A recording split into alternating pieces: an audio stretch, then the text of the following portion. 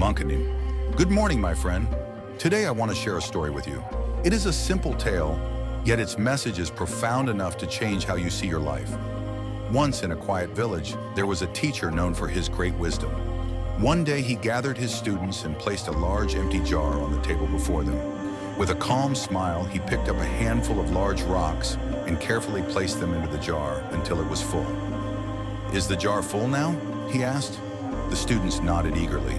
But then, the teacher reached for a bag of pebbles and poured them into the jar, gently shaking it so the pebbles filled the spaces between the rocks.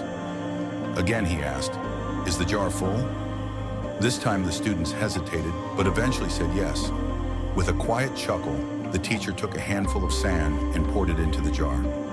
The fine grains slipped easily into the remaining gaps, filling it completely.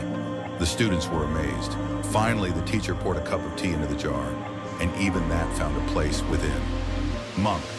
This story is not about jars or rocks, my friend. It is about your life. The large rocks are the most important things. Your family, your health, your passions. If everything else were stripped away, these would still make your life meaningful. The pebbles represent the smaller yet important things. Your work, your friendships, your hobbies. And the sand is everything else. Those distractions, those trivial tasks that often consume more time than they deserve. Now imagine if you filled the jar with sand first. There would be no space for the rocks or pebbles, would there? This is what happens when we let the unimportant things crowd our lives. We lose sight of what truly matters. Monk. But let us not forget the cup of tea. You see, even when you think your jar is full, there is always room for a moment of peace, a time to connect with yourself or share with others. So, I ask you, my friend, what are the rocks in your life? Have you been giving them the space they deserve?